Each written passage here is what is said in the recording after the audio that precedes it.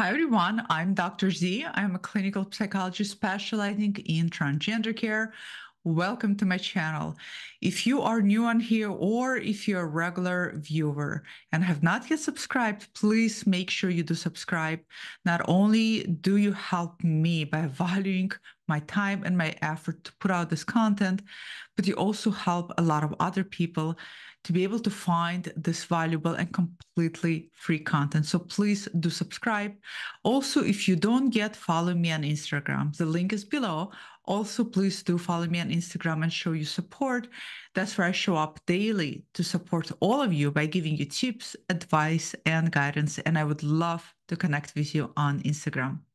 For today's video, I would like to call some of you out. And if I am calling you out, please know that I'm doing it with a lot of love and a lot of care for you. And today I'm going to talk about what happens when you use transgender, or a broader way to look at it, LGBTQIA plus community, as a crutch. And what do I mean by that? Well, you see, as often happens for a lot of you who struggle with gender dysphoria and wondering whether or not you may be trans, or for the rest of you who struggle with gender dysphoria and do know that you're trans. Both of those categories pose us as individuals from two different camps. I know that a lot of you also tend to avoid doing anything about it. And it's completely understandable and reasonable why you do that. Part of the reasons why you avoid taking those first steps is because it is overwhelming to think about what those steps may imply. It may be completely terrifying to contemplate what you're going to have to go through, especially with today access to internet. I bet a lot of you have spent a lot of time reading things online, and by now you already know what entails in any aspects of transition, social, medical, or surgical, or any other aspects of it. And I also know that a lot of you have been exposed to a lot of terrifying stories.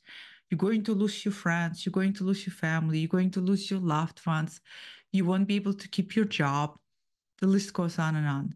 So it is completely understandable that a lot of you tend to sit on a fence and not take the first steps.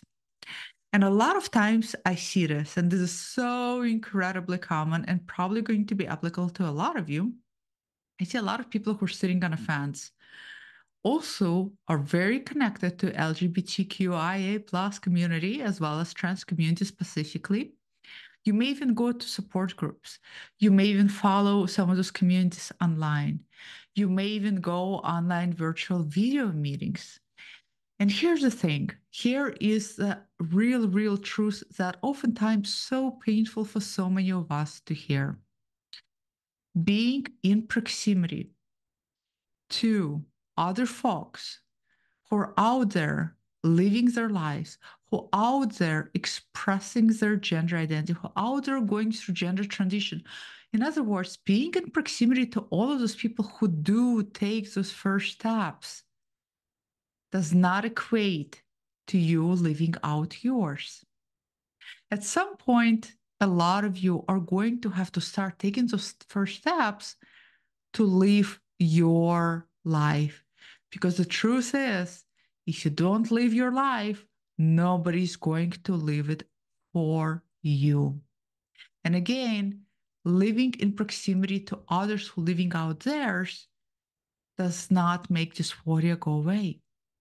One of the reasons why so many people tend to do this is because by being in close proximity to others who are actually living out their lives, it is almost like by proxy, you're living out yours. To some extent, it makes you feel better.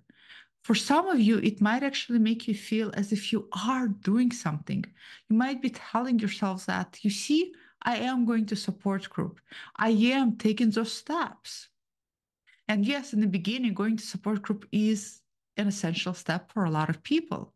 But if you find yourself going to this group for a year or more, and you still have not taken your second step, or your third step, or your fourth step, well, then, my dear friends, you're really avoiding facing what needs to be faced. We know the gender dysphoria doesn't miraculously disappear. If anything, gender dysphoria tends to persist throughout the years, and in a lot of individuals tends to increase in terms of its severity. Your coping, your ways of dealing with it also tends to decrease over the duration of years because whatever you use for coping may no longer work. So I see a lot of people who use trans community as a crutch, I would say. It's an avoidant crutch. And like I said, hey, look, avoidance is going to be expected. It's a natural defense mechanism. When we're scared to do something, the first mechanism is pretty much avoidance for a lot of us. I avoid a lot of things in my life. And sometimes avoidance is necessary to rally up that sense of courage to step forward. And you may be in that position right now. But here's the difference. There's a difference between avoiding something for a day, two, three, a week, and avoiding something for a year, 2 years, 3 years, 4, 5 years. I know that a lot of you who watch my content are in a position where you have not taken your first steps, or you're not in a position where you have taken your second steps. And I'm not here to blindly push you into something you're not ready for. But I gotta tell you all this. A lot of times it's not really about being ready because what we're talking about is an element of stepping forward that seldom anybody really feels ready for. It's just something you step forward and you see for yourself what it feels like. And if it feels right for you and it feels comfortable for you, if it feels, ooh, this rings true for me, well, guess what? There's your momentum. There's your motivation to take the next step.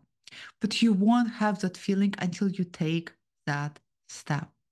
A lot of you write to me and tell me that because of my content, which I'm incredibly humbled by, because of my content, you got courage to take those first steps. And you know what you also write? That you are so much happier and better for it. A lot of you who are watching this who already taken steps, comment below, let others know how much life is better. Is life difficult? Yes. Here's the thing, life is always going to be difficult, whether you're going to take steps or not. Living with gender dysphoria is hard. I say this all the time. It is very, very hard.